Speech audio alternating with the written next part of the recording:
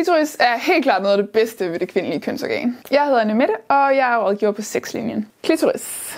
Klitoris er det mest følsomme sted på kvindekroppen, og er helt klart noget af det fedeste at lege med, når man har sex med andre eller sig selv. Faktisk er der mange, der kun kan få en orgasme, hvis de bliver stimuleret på eller omkring klitoris.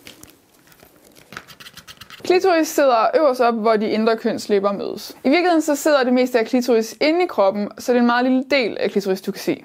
Det er klitoris hovedet, og det er den del, man kan se uden på fissen, hvor resten er noget, der ligger inde i kroppen. Et klitorishoved er mellem 5 og 35 mm stor. Random fact. Den ser ofte lidt mindre ud, fordi den er dækket af sådan en lille hudfold eller hætte. Faktisk så har klitorishovedet og pikhovedet ret meget til fælles. Det skyldes, at indtil 12. uge af en graviditet, så er fosterets kønsorganer helt de samme. Det vil sige, at klitoris og pikken kommer fra det samme sted. Og begge har et hoved, som er særligt følsomt, fordi der er rigtig mange nerveender, der er samlet der sted. Resten af klitoris består af 2 ben, som ligger skjult på hver side af dine kønslæber. Det er klitorishovedet, og det her det er ligesom den del, der er inde i kroppen. Det er faktisk alt sammen et svulmelegeme, som svulmer op og bliver mere følsom, når du er liderlig. For mange så er klitoris det mest følsomme punkt på deres krop. Det skyldes, at ca. 8.000 nerveender mødes i klitorishovedet. Det er det, der er med til at gøre, at det er rigtig rart at blive rørt på eller omkring klitoris. Men samtidig så er det også det, der kan gøre, at det nogle gange kan være for meget at blive rørt direkte på klitorishovedet. For mange så føles det bedst, hvis du bruger noget spyt eller noget glidecreme eller måske noget skedesekret, når du rører ved klitoris. Spit that clit. Alle klitoriser er forskelligt, og derfor er der også forskellige måder, det er rart at blive rørt på.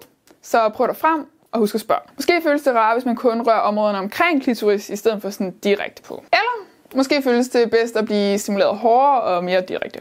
Og måske synes du, det allerbedste er at blive stimuleret på klitoris med læber eller tunge. Prøv dig frem og eksperimenter, så kan du finde ud af, hvad der er godt for dig. Du kan onanere, eller du kan gøre det sammen med en eller flere partnere. Og hvis du gerne vil stimulere din partners klitoris, så er det altid en god idé at spørge, hvad der føles dejligt, om der er noget, der er bedre end andet. Men klitoris er jo guddommelig.